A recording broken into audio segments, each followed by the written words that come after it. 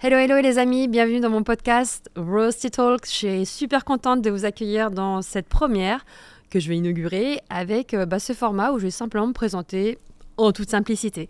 Donc vous allez me dire, mais pourquoi ce format-là ? J'avais tout simplement envie de vous partager une dynamique qui m'est chère, qui est simplement les obstacles de la vie qu'on peut rencontrer, que ce soit d'un point de vue professionnel ou personnel. En vérité, ça exige un sacré mindset. Donc le mindset, on en parle beaucoup. J'ai envie de vous partager ici des clés qui vous permettront tout simplement de pouvoir dépasser ces obstacles-là et en sortir vraiment enrichi et vraiment vainqueur de toutes ces épreuves. Finalement, faut comprendre que dans la vie, les choses sont très bien faites. Les leçons que nous rencontrons, les épreuves que nous avons, en vérité, c'est simplement pour nous permettre de grandir.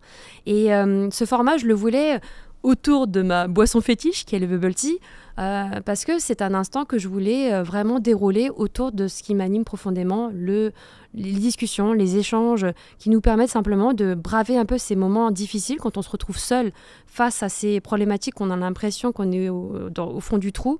Je me suis tout le temps aperçue qu'au moment où je me sentais le plus mal, j'avais vraiment ce besoin de me tourner vers des personnes qui pouvaient me donner des réponses.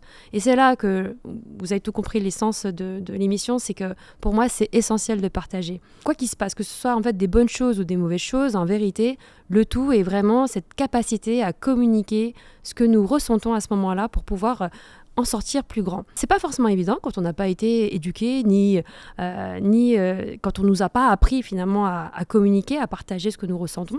Et donc le format podcast, il est là pour ça. Donc avant de vous parler aussi des prochains invités, parce que j'ai prévu bien sûr des invités autour de cet instant bubble tea qui est particulier, c'est plutôt de prendre une pause café, on va prendre cette pause bubble tea pour pouvoir avoir des personnes, des personnalités, des invités au parcours inspirant qui vont eux aussi nous partager les clés qui leur ont permis de dépasser ces obstacles-là, mais aussi de voir de quelle manière ça peut impacter notre vie de manière générale.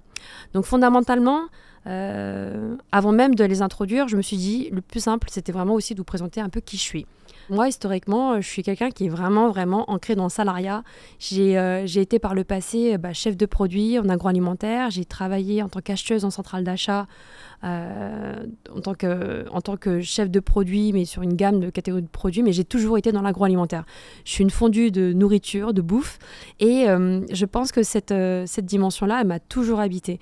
La seule chose, c'est qu'à un moment donné, il y avait quand même un décalage. C'est que malgré le fait que j'étais bien payée, que j'étais reconnue dans mon périmètre, dans mon poste, à un moment donné, il s'avère qu'il y avait un déséquilibre entre ma vie professionnelle et ma vie personnelle. Et je pense que ça s'est résumé avec la maternité. Quand j'ai commencé quand j'ai eu ma première fille, je ressentais déjà énormément de difficultés à reprendre le travail. J'avais ce sentiment de ne pas être à ma place et de ne pas être auprès d'elle pour pouvoir vraiment juste observer son évolution, pouvoir l'élever, pouvoir vivre ces instants précieux. J'étais dans un cycle où mon système de valeurs, c'était vraiment mes enfants. Donc je pense que quand j'ai enchaîné avec ma deuxième grossesse, c'est vraiment qu'inconsciemment, j'avais besoin de revenir à la maison et que j'avais besoin de me mettre en congé maternité pour pouvoir être simplement près de ma deuxième fille. Et c'est comme ça aussi que j'ai eu ma troisième fille. Donc je pense que pendant l'épisode salariat, cette envie entre guillemets de s'épanouir au-delà du salariat et s'est posée à ce moment-là. C'est-à-dire que moi j'ai mon conjoint qui lui était dans une autre phase, il avait cette envie de créer une société et c'est comme ça qu'il a décidé d'investir le marché du bubble tea parce qu'au détour d'un échange avec ma petite sœur, il décide de se lancer dans le business du bubble tea en mettant en place la vente de kits pour les particuliers. Et moi, je me rappelle très bien, à ce moment-là, quand Kelly était obsédée par cette boisson et qu'elle nous saoulait littéralement avec le fait de trouver des bubble tea, on la regardait comme ça en disant « mais c'est bon, arrête, calme-toi, ça va bien se passer ». Et en fait, cette frénésie, cette obsession pour cette boisson, c'est ce qui a fait tic dans la tête d'Imave, qui s'est dit « mais en fait, c'est ça qu'il faut faire, il faut qu'on lance un site internet où on va distribuer des bubble tea ». Et donc, dans l'aventure, il s'est associé aussi avec les jumelles. Et moi, dans toute cette perspective-là, il y avait aussi le grand frère qui était présent. Et dans tout ça, moi, j'étais pas du tout dans le projet. initialement, j'étais pas du tout dedans. Ce qui s'est passé, c'est que pendant 1 an, ils ont exploré le sujet, mais ils avaient tous gardé leur job salarié de leur côté et ils ont essayé tant bien que mal d'avancer. Et je sais que il était hyper motivé par le projet et lorsque, à un moment donné, je les voyais, je les observais avec des brainstorming, des réunions hebdomadaires, à un moment donné, plus rien. Et là, je me dis, ça y est, votre aventure, elle s'est arrêtée, qu'est-ce qui se passe? Là, il me dit, non, c'est bon, j'ai créé les statuts de la boîte est montée. Et là, dans ma tête, je dis, waouh, mon mec est un entrepreneur. Je pensais pas. Je pensais pas qu'il avait cette audace d'aller au-devant de ce projet-là. Et vraiment, j'ai regardé les choses d'une autre manière. C'est-à-dire que je voyais plus les geeks se réunir, je voyais plus l'étudiante en train de se... Je voyais juste un homme engagé à vouloir sortir ce projet-là. Et ça, c'est quelque chose qui... Je pense que c'est une énergie que j'admire. C'est une énergie aussi qui me fascine parce que moi, à ce moment-là, clairement, c'était pas du tout mon délire. Mais le fait de le voir vraiment s'embarquer dans ça, ça m'a vraiment stimulée. Et au même moment, il y avait un plan de départ volontaire dans la centrale d'achat pour laquelle je travaillais. Et ça tombait sous le sens. J'ai décidé de prendre ce plan de départ. Mon mari me fait, c'est une mauvaise idée, tu vas pas lâcher le truc. Qu'est-ce que tu vas faire? Je vais trouver un truc à côté. Et là, il me fait, écoute, je te vois pas ne rien faire. Et ça serait con de ma part, parce qu'au départ, je vous le rappelle, il y avait une croyance comme quoi mari et femme ne peuvent pas travailler au boulot, enfin, ne peuvent pas travailler ensemble au boulot. En réalité, il s'est dit, bon, je vais pas faire l'idiot, c'est un peu con, j'ai une chef de projet agroalimentaire sous le toit, ça serait quand même pas mal de la solliciter pour pouvoir avancer. Et donc, j'ai accepté, bien entendu. J'ai trouvé ça cool parce que j'ai vu l'énergie qu'il y avait dans le projet et je lui avais juste dit, écoute, moi, il n'y a vraiment aucun souci, j'ai pas de problème à rejoindre l'aventure, la seule condition, c'est que je veux que mon travail ne serve pas à rien. Donc, ce que je te demande simplement, c'est ni des actions, ni revendiquer une place ou des statuts comment dire, ou des parts. Tout ce que je veux, c'est voir que mon travail peut être significatif et que ça donne des résultats. Donc, je lui dis, la seule condition, c'est qu'on va se retrouver une fois par semaine, le samedi matin, à 8h, avec tous tes associés. Parce qu'il faut comprendre, il y avait une équipe très compétente, il y avait 3 geeks, il y avait une étudiante en école de commerce, Schema Business School. Donc, du coup, il y avait des bons cerveaux, de la bonne matière grise. La seule chose que je ne maîtrisais pas, c'était le I du e-commerce. Donc, le but, c'était que j'avance au maximum la semaine sur tous les projets transversaux qui concernaient l'aspect commerce et tout ce qui concernait finalement le digital, la partie vraiment site internet, il fallait qu'on copilote avec l'équipe de geeks. Donc, c'était phénoménal. Je pense qu'on peut appeler ce moment-là comme l'effet Manhattan. Tu sais, quand tu te remets comme ça en mode en mode projet, où tu es là avec chacun sa tâche, la mission qu'il a à accomplir et la deadline, mais hyper resserrée. On a fait des trucs de fou. On a sorti le site internet en l'espace de 4 mois. Bubble Fever est né comme ça.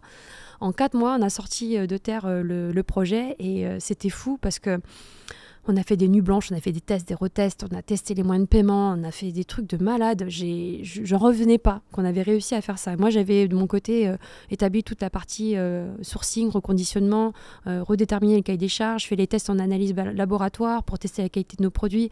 Enfin, ça a été vraiment une expérience super enrichissante. Même chez Carrefour, j'avais pas toute cette liberté, j'avais pas toute cette dimension entrepreneuriale. Vraiment, tout ça, c'était quelque part nouveau. Donc, bien sûr qu'il y avait des compétences, et je crache pas sur la soupe. C'est grâce à mon expérience dans le privé, dans la grande distribution, mais aussi chez l'industriel, et que ça m'a permis de réunir tout ça. Mais c'est aussi couplé avec les connaissances de tous les autres camarades qui étaient en place. Et cet effet-là était hyper stimulant. Je me rappelle lorsqu'on a eu nos premières ventes, incroyable. On a eu les premières ventes sur notre site internet. On était ouf. On s'est dit, mais qui c'est qui a commandé? Mais c'est mon cousin. Et qui c'est qui a commandé là? C'est mon pote. C'était tout le temps le cercle proche. Et à un moment donné, on était en train de guetter. On espérait en fait avoir des ventes de personnes qu'on ne connaissait pas. Et à l'époque, je rappelle quand même, on était en 2010. En 2010, on a créé la boîte. 2011, on avait ouvert officiellement le site. Donc mars 2011. Je me rappelle à l'époque Facebook, quand tu avais des potes, tu avais 100 potes, tu pouvais parler à tes 100 potes. Donc c'était l'âge d'or de Facebook.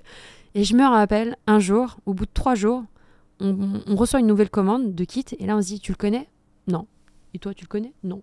En fait, personne d'entre nous connaissait le client. C'était ouf comme sensation de se dire, putain, on est sorti du cercle. C'est des gens qu'on ne connaît pas qui ont acheté notre produit qu'on a créé il y a 4 mois plus tôt. Enfin, c'était fou. Et s'en est suivi la suite, finalement, l'épisode le plus dur. Finalement, ce qu'on avait fait là en 4 mois, c'était un sprint. Et en vrai, l'entrepreneuriat, c'est pas un sprint, c'est un marathon. Je dirais même, c'est un ultra trail, c'est la diagonale des fous en vrai. Et je pense que ça a été ça. Vraiment, le plus gros défi, c'était de comprendre que là, on rentrait dans une autre dimension. Je pense que voilà, tout ça, ça a été un essor assez phénoménal. On a commencé à sortir de notre zone. C'est devenu assez spectaculaire parce qu'on a commencé avec le B2C. Rapidement, on a enchaîné avec l'événementiel, avec Japan Expo. Donc, ça a été la première grosse édition en événementiel. On s'est fait tataner la face. Les gens nous insultaient. On n'avait pas d'expérience dans la restauration événementielle. Et je me rappelle, lorsqu'on s'est lancé, on avait fait des plans, des stratégies, des process, mais rien n'était bon. Et lorsque les gens venaient commander des bubble tea, juste pour vous rendre compte, l'émotion, c'était abusé. On était trop fiers, on avait hâte, on était excités, on était stressés. Et lorsque tu te trouvais avec une file d'attente, mais de 10 000 km, les gens étaient là. Ils venaient, ils nous insultaient, ils nous disaient ça fait 2 heures qu'on attend, c'est pas normal, pourquoi vous sortez pas, c'est inadmissible. On était dégoûtés, on s'est dit mais c'est pas possible, il va falloir changer nos process. Et en vrai, ces galères nous ont fait grandir et nous ont permis vraiment de nous améliorer à chaque édition. Donc ça, c'était sur la Japan Expo en restauration événementielle. Et on a très vite attaqué également le B2B parce qu'en travaillant vraiment notre site internet en termes de référencement naturel, on n'était pas qu'un site marchand, on était un site avec du contenu pédagogique. Donc en termes de référencement naturel, on était super bien positionné. On était juste derrière Wikipédia quand tu tapais Bubble Tea. Et il faut comprendre qu'à l'époque, on était vraiment aux prémices. On était pionniers en termes de communication sur ce marché où personne ne connaissait. Les gens nous ont pris littéralement pour des fous en disant mais c'est mission suicide votre histoire, c'est pas possible.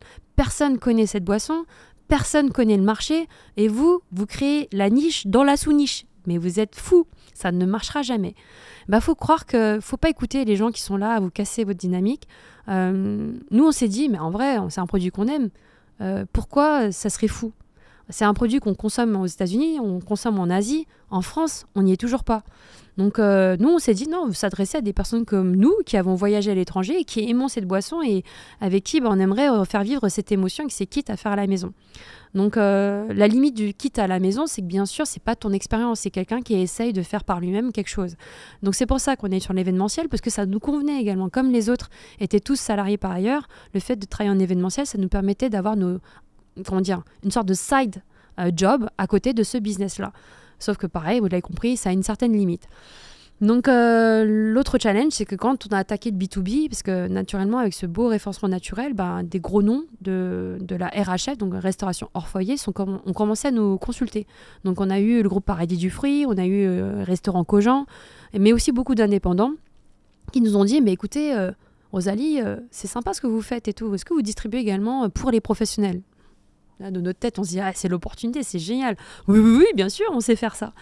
Et donc, on a commencé à distribuer, mais on n'était pas prêt. C'est-à-dire qu'on a mis en place un site internet en ligne pour des pros, mais au final, c'était pas du tout adapté pour les pros. On n'avait pas l'organisation, on n'avait pas la vision, on n'avait pas anticipé en fait toutes les galères qui auraient en mettant en place un site internet entre guillemets mis à l'arrache. En fait, quand tu arrives avec des groupes qui sont installés, qui développent et qui ont des vrais systèmes aboutis, lorsque tu viens en étant entre guillemets trop faible, pas assez solide en fait sur tes ancrages, c'est là que tu te perds.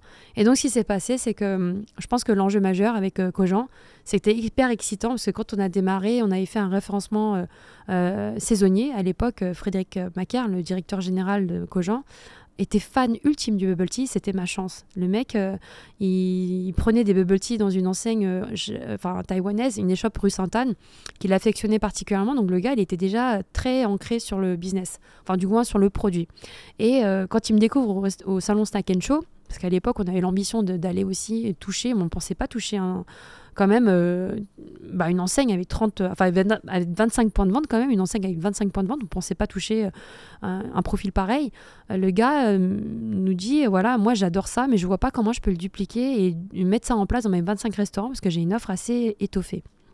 Et moi je lui dis, pas de souci, je vais juste analyser ton restaurant le plus petit, et avec le plus petit, je vais pouvoir te proposer une offre adaptée à ton position de marketing. Donc je rappelle qu'Cogent, c'est quand même cible bobo parisien, CSP+, gros pouvoir d'achat, cadre supérieur, plutôt féminin comme clientèle, et il fallait du coup répondre à un positionnement qui correspondait tout simplement à la segmentation marketing de l'enseigne. Donc je leur fais une offre Je leur dis, voilà, écoute, la seule chose que je vais te demander, c'est, je ne vais pas te demander de surinvestir sur le matériel, parce que je vois que tu n'as pas beaucoup d'espace. Effectivement, l'architecture parisienne ne te permet pas de développer une offre conséquente. Par contre, je vais te demander d'investir sur mon accompagnement, parce que je vais coacher tes 25 directeurs de restaurants. Et donc, c'est ce qui s'est passé. Donc, j'ai coaché les 25 directeurs de restaurants, et là, ça a été phénoménal, parce que quand on a mis ça en place, il faut comprendre que les 25 directeurs n'attendaient pas du tout et n'appréciaient pas du tout l'idée de devoir revoir leur process qui était déjà bien établi. Ils ne comprenaient pas en fait l'utilité de ce produit. Il faut comprendre encore une fois qu'il n'y avait pas de conscience, il n'y avait pas de connaissance sur ce marché-là.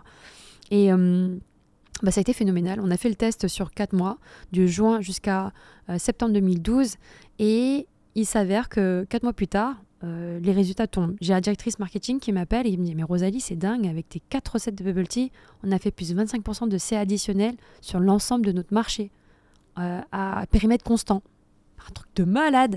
J'étais là en train de me dire « Mais waouh, c'est vraiment l'étude de marché en live. » J'ai les retours en fait immédiats de ce que j'ai réussi à mettre en place. Et vous l'avez compris, ça a été les prémices un peu de l'aventure de l'aventure sur le coaching. Mais je n'avais pas encore conscience, entre guillemets. Ça a été juste de l'expérimentation. Et ce qui a suivi derrière, c'est que c'est au-delà de l'aspect professionnel où il y avait l'excitation, il y avait de l'adrénaline, il y avait beaucoup de choses. Ce qui s'est passé derrière, c'est qu'il y a eu un événement majeur quand même. C'est que je suis tombée enceinte de ma 4e fille à ce moment-là. En 2013, fin 2013, je tombe enceinte de ma petite et là, on m'annonce tout simplement quand j'étais à 2 mois de grossesse qu'elle avait une maladie rare. Et je pense que cette épreuve-là, elle m'a vraiment mis très très mal. Donc c'est une épreuve qui a bouleversé ma vie. Quelque part, je dis tout le temps que cette maladie, donc c'était une AMKP, une maladie microkystique au niveau du poumon droit. Cette épreuve, c'était bizarre parce que d'un coup, j'étais plus centrée sur moi, j'étais centrée sur mon enfant. Et jusque-là, j'avais toujours eu des grossesses qui se sont très bien passées. Et le fait de me retrouver avec cette perspective éventuelle de la mort, une forme d'incertitude, ça m'a vraiment mis KO. Ça m'a mis KO parce que je pense que on a dû faire face à une forme d'hypercroissance avec Bubble Fever. Le fait que ça s'est couronné de succès la première année d'exploitation en saisonnier avec Cogent. Ce qui s'est suivi derrière, c'est que ils ont augmenté simplement la cadence. Ils ont commandé plus jusqu'à ce que je leur apprenne à faire aussi des Bubble Tea Shows pour couvrir vraiment plusieurs segments et faire en sorte que notre Bubble Tea soit référencé de janvier à décembre. Donc on était en référencement permanent annuel. Derrière, on fournissait également la matière première. Et ce qui s'est passé, c'est que ils ont absorbé à un moment donné 6 mois de stock d'un coup. Et là, ça nous a mis mal. Ça nous a mis mal parce qu'on ne s'attendait pas à ce que ça augmente la cadence tout simplement d'un point de vue investissement. Et oui, parce que là, il fallait sortir plus d'argent. En fait, la problématique, il faut comprendre une chose, c'est que lorsque vous faites de l'importation avec les produits d'Asie, on n'a pas de facilité. Donc, vous avez un mois... vous avez du cash à sortir et vous avez 1 mois pour la production, 1 mois pour le bateau et ensuite vous avez toute la partie dédonnement, stockage, mise en stock et ensuite livraison de votre client. Il ne commande pas immédiatement et souvent il vous demande des facilités, il vous demande un règlement 30 jours. Donc en gros, il faut sortir près de 4 mois de fonds de roulement. Donc c'était assez conséquent pour une entreprise qui a démarré en mode start-up et donc en vrai, pour pouvoir répondre à cette hypercroissance, il fallait réinjecter. Sauf qu'à ce moment-là, il faut comprendre l'état d'esprit dans lequel on était. On était en mode, vas-y, on va se lancer dans une aventure entrepreneuriale, mais je pense que personne n'était prêt vraiment à comprendre l'enjeu que ça allait signifier derrière. Et c'est-à-dire qu'on n'avait pas non plus le développement de l'état d'esprit qui nous permettait de répondre à ce challenge à ce moment-là. Et donc, il se passe 2 choses. Soit tu te dis, ok, vas-y, ça prend, c'est significatif, vas-y, on fait une levée de fonds, on va trouver des capitaux par ailleurs pour pouvoir injecter dans la boîte et faire en sorte de répondre aux besoins. Ou bien, deuxième posture, tu flippes parce que tu dis mais mince, ça va faire plus de risques, plus de pression financière, il va falloir suivre, là il va falloir quitter le boulot peut-être et se mettre à fond, mais comment on va faire, on n'a pas de visibilité. Et c'est là le danger, c'est que lorsque vous êtes face au succès, le danger c'est que si vous n'êtes pas accompagné en fait, dans le processus, vous pouvez vous auto-saboter. Est-ce qu'il s'est passé? C'est-à-dire que les associés historiques n'étaient pas forcément prêts à faire face à ce développement significatif. Et donc du coup de se retrouver avec un client qui quand même représentait près de 40% de ton chiffre d'affaires à ce moment-là. Donc ça demandait vraiment un repositionnement, une nouvelle stratégie, une nouvelle vision, chose que tu ne peux pas vraiment entreprendre si ton état d'esprit, comme tu l'as compris, n'est pas aligné. Donc, moi, ce qui se passe, c'est qu'à ce moment-là, j'étais épuisée. En fait, j'essayais de compenser, je pense, malgré moi, le fait que les associés ne pouvaient pas s'investir autant que moi. Je me convainquais que j'étais pas totalement seule, mais en vrai, j'étais dans une solitude incroyable et une forme de difficulté en fait, à me faire comprendre aussi avec les différentes personnes à ce moment-là. Et bon, voilà, c'est l'histoire de ma vie. Franchement, je regrette rien, mais c'est vrai que c'était un épisode super difficile parce que vraiment, ça crée des tensions dans les amis, ça crée des tensions avec la famille, ça crée en fait énormément de tensions.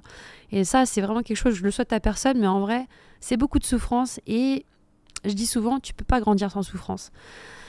Et c'était nécessaire et c'est pour ça que je vous dis, le catalyseur au-dessus de tout ça, ça a été en plus la maladie qui s'est... on va dire, allez, ça s'est tartiné par-dessus. Donc en vrai, voilà, c'était vraiment, je pense, un gros burn-out qui s'est mis en place. Et à ce moment-là, j'avais juste cette envie de me mettre à l'abri, de m'extirper un peu de toutes ces problématiques. Trop de pression pendant 4 ans, à vouloir beaucoup assumer, à essayer de vouloir réussir à tout prix. Mais finalement, tu ne sais pas pourquoi tu veux réussir à tout prix. Et quand tu vois que ton enfant peut disparaître, tu ne sais pas comment, tu te dis mais ça n'a pas de sens. Donc au final, ça m'a obligée à m'extirper de tout ça, à ne plus à vouloir assumer le rôle de collaboratrice, ni de fille, ni d'épouse, ni quoi que ce soit. J'étais juste centrée sur moi et mes enfants.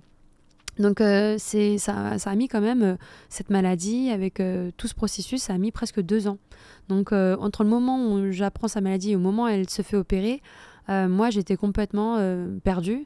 Et je pense que ça a été ce moment-là où j'ai commencé à m'intéresser un peu par hasard au développement personnel. Alors, j'aime pas, maintenant qu'on parle de dev perso, c'est assez c'est galvaudé, c'est un peu transformé, c'est un peu mal perçu. T'as tellement de gens qui en parlent, mais qui sont pas forcément, qui savent pas forcément de ce dont ils parlent. Donc, mais je tiens vraiment à en parler de manière significative. Moi, je connaissais rien à ce moment-là, donc je découvrais vraiment tout ce truc-là, et je me dis tiens, c'est intéressant le développement personnel, mais qu'est-ce que ça veut dire, ça signifie quoi, ok, se développer personnellement, trouver tes objectifs de vie, c'est fascinant. Et moi je suis tombée sur un bouquin qui s'appelle The Miracle Morning de Hal Elrod, qui explique un peu tout ça, qui explique la routine des grands entrepreneurs qui se lèvent tôt le matin pour accomplir des grandes choses quotidiennement, pour atteindre finalement leur but ultime, cet objectif de vie. Et là je me dis c'est fascinant ce qu'ils font, mais pourquoi ils le font? Et moi même je me suis interrogée en me demandant mais qu'est-ce que je veux finalement? Donc je vous dis ça, c'était un processus qui s'est fait en parallèle de la maladie. Quand la maladie elle s'est clôturée par une opération réussie, par une chirurgienne qui a fait un travail d'orfèvre. Et je pense qu'à ce moment-là, toute cette angoisse, toute cette peur, elle s'est soldée par l'envie de c'est bon, j'en ai marre d'avoir peur et j'en ai marre de ne pas me reconnaître. Quand les clients m'appelaient, j'étais flippée, j'osais même pas décrocher. J'étais dans un état vraiment très très compliqué. Et je pense que voilà, ce qui m'a aidé à me sortir de tout ça, c'était vraiment le fait de commencer à comprendre ces principes-là. Et je me rappelle qu'à ce moment-là, je commence à taper sur mon clavier en me disant vas-y, je sais même pas ce que c'est qu'un objectif de vie. Go sur Google, je Google littéralement recherche objectif de vie. Et là, je tombe sur plusieurs méthodes, plusieurs process qui te permettent de trouver ta réponse. Et cette question qui m'a ébranlée, ça a été s'il me reste 3 mois à vivre, qu'est-ce que je change dans mon quotidien? Et là, j'ai tout de suite pensé à mes filles. J'ai tout de suite pensé à elles parce que je me suis dit, si un jour je disparais, mais putain, qu'est-ce que je leur laisse en vrai? Qu'est-ce qui va se passer? Je sais pas comment elles vivraient si j'étais absente. Et là, vraiment, ça m'a fait mal parce que je me suis dit, mon Dieu, c'est pas ce que je leur souhaite. Donc je me suis dit, il faut que je m'empresse de leur partager ce que je vis. Il faut que je m'empresse de partager en fait mes obstacles, mes épreuves à mon échelle, en me disant que si je disparais dans 3 mois, au moins elles auront quelque chose de moi. D'une certaine manière, il faut que je commence, et je me suis dit, il faut que j'écrive et que je partage mon histoire sur un livre, dans un livre. Finalement, ça n'a pas pris la forme du livre, ça a pris la forme du blog Journal d'une banane. Ça a été une forme d'autothérapie, ça a été finalement la forme de la chaîne YouTube. Donc le partage, finalement, il a été distillé tout au long de ce que j'ai décidé de mettre en place. Ça a été un peu la renaissance. Ce questionnement m'a été... ça a été un questionnement, mais qui était nécessaire. À 34 ans, de me poser des questions comme ça, c'est des questions probablement auxquelles j'aurais jamais pensé à répondre Et je pense que j'aurais pas eu cette épreuve, bah, j'aurais pu continuer comme ça, le fil de ma vie, sans vraiment me poser de questions et continuer à faire ce qu'on me demande de faire. Parce que ouais, c'était la première fois que je m'interrogeais à savoir ce que je voulais vraiment. J'avais tellement été la bonne élève, la bonne petite fille, la bonne asiate qui écoute vraiment ce que les parents ont à dire et qui coche en fait toutes les étapes de sa vie. Parce qu'on nous a dit qu'il fallait cocher comme ça, je m'étais jamais questionnée. Et donc c'est la première fois que vraiment j'étais prise de cette envie de réinvestir, de réinvestir ce chemin-là, le chemin de l'entrepreneuriat, mais cette fois-ci pour moi-même. Et je me rappelle parce qu'à ce moment-là, il n'était pas forcément dans la même dynamique, il était plutôt dans le souhait de vouloir tout arrêter. Et moi, en fait, je m'étais prise d'affection en fait avec cette activité, avec ce business que j'avais pas vraiment totalement fini. Sauf que quand tu reviens dans un business où tu as mis en sommeil pendant près de 2 années ton activité, bah, tu te rends compte qu'il y a des grosses galères. On s'est retrouvé avec des courriers d'huissier, des impayés, des loyers impayés, parce que forcément, pendant 2 ans, tu donnes plus d'oxygène à ta boîte. Donc, tu mets tout tu mets tout en sommeil, mais ça tourne. Tu dois, malgré tout, couvrir tes frais fixes et l'activité n'est plus suffisante. Donc, tous les clients qui nous avaient confiance, on les a tous perdus un à un. Donc, forcément, hein, quand tu n'es plus là et qu'il n'y a plus personne pour répondre à tes besoins, les gens vont voir ailleurs. Sauf que moi, à ce moment-là, j'ai pas eu peur. J'ai pas eu peur à l'idée de reprendre Bubble Fever. Alors, je ne dis pas j'ai eu peur, c'est faux. J'ai eu beaucoup d'appréhension. J'ai eu beaucoup d'appréhension, mais je pense que ça pouvait pas être à la même hauteur que de l'appréhension de perdre mon enfant. Je pense que quand on est dans une perspective où tu fais face à la mort, ou quand tu décides de vivre, en fait, même si les épreuves sont difficiles, finalement, c'est ça la vie. C'est que tu as la chance d'être en vie. Donc, répondre à ces difficultés, surmonter tes obstacles, ça fait partie évidemment d'une des chances que tu as quand tu es en vie. Et c'est comme ça que je l'ai pris. Je me suis dit, je vais assumer, je vais être courageuse. Et en vrai, j'ai pas fini ce que j'avais à faire. Et j'ai pas envie de montrer cet exemple à mes filles, c'est-à-dire de fuir les problèmes. J'avais pas envie de montrer ça à mes filles. Je voulais leur montrer que je vais affronter les problèmes. Et je me suis dit, si je leur laisse une trace, je vais pas... Tu vois, tu connais très bien ce proverbe, dire faites ce que je dis, pas ce que je fais. Et là, je me suis dit, non, il faut que je me l'applique à moi-même. Et même si ça me fait terriblement peur, je voyais toutes les dettes, je voyais les impayés, je voyais tout ça. Je me suis dit, tu sais quoi, vas-y, j'appelle tous les créanciers et je vais leur dire que je reprends la boîte cette fois-ci, et que je reprends la boîte, que je reprends le périmètre. Et je voyais, ils me tombaient tous dessus. Ouais, il y a des ardoises, Rosalie, il faut les régler, c'était pas toi déjà. Je fais non, mais sauf que là, cette fois-ci, je les reprends, vous inquiétez pas, mais j'assume totalement. Il faudra juste me donner de l'oxygène. Si dans 3 mois, j'y arrive pas à honorer mes dettes, je vous rappelle, mais je vous laisse pas dans le flou. Et franchement, je sais pas comment j'ai fait, mais c'est fou parce qu'il faut quand même le rappeler, j'étais interdit bancaire, fiché Banque de France, j'avais plus de moyens de paiement. C'est ballot, hein, sur un site internet, tes clients ne peuvent pas payer en ligne. Enfin, c'était abusé, comment c'était difficile. C'était comme si tu étais amputé de tous tes membres et tu rampes pour avancer. C'est ce qui s'est passé. J'ai galéré, mais alors j'avais une détermination, je crois, ça s'est ressenti et j'ai réussi à éponger au bout de 6 mois. Toutes les dettes. Très très dur, très difficile. Mais finalement, voilà, j'avais cette envie féroce de me dire, je vais partager au-delà, j'ai pas fini ce que j'ai à faire. Et puis, c'est là où je me suis rendu compte aussi que l'entrepreneuriat, finalement, c'est un outil de développement personnel exceptionnel. Ça te met face et ça te confronte à des situations que tu ne vis pas en temps normal. Donc, en vérité, c'est un accélérateur pour apprendre à te connaître parce que tu vas devoir confronter des choses dans une vie, on va dire, normale que tu n'as pas, entre guillemets, à vivre. Et même dans une vie normale, j'ai envie de dire... on rencontre tous des problèmes. Mais je pense que oui, l'entrepreneuriat, c'est un process qui accélère vraiment ta capacité à te connaître. Parce que tu t'observes dans des situations que tu n'aurais jamais cru être capable de pouvoir surmonter de tels obstacles. Et finalement, tu te dis, putain, quand tu arrives à le faire, tu te dis, putain, c'est fou, je ne pensais pas y arriver. C'est un peu ça. C'est un peu ça la dynamique. Donc, comme vous l'avez compris, ce partage, il m'a complètement... ça a été un peu la clé de voûte de tout ce que j'ai fait depuis ce moment-là. Donc, quand j'ai repris la boîte officiellement, c'était en 2015, septembre 2015. C'est là que j'ai décidé de reprendre vraiment Bubble Fever. Ça a été la dynamique, c'est là où j'ai commencé aussi à coacher, donc pas de manière aussi officielle avec Bubble Fever Academy Online, mais c'est comme ça que j'ai commencé à coacher parce que je me suis dit je vais partager mes connaissances. C'est là que j'ai commencé aussi à faire le festival Bubble Fever Odessa, donc partager la culture autour de l'Asie francophone. J'ai partagé au travers de mon espace de coworking avec des coworkers exceptionnels au parcours hyper inspirant dans des secteurs d'activité qui n'avaient rien à voir avec le mien, mais ça m'a permis de rompre avec ma solitude et de partager avec eux également, et eux-mêmes en retour de me partager leurs problématiques. Ça a été un catalyseur de ouf. D'ailleurs, je les introduis dans le prochain épisode. Mais vous l'avez compris, le partage, c'est quelque chose qui me drive profondément. Je l'ai fait également au travers des petits plats de ma mère, là, la Dark Kitchen que j'ai ouvert avec la marque Mamie Bune. Et vous l'avez compris, maintenant, je le partage au travers de ce podcast. Également avec ce format où je m'assume totalement. C'est pour ça que je l'appelle Roasty Talk. Donc, on va prendre le temps autour de ce verre de bubble tea.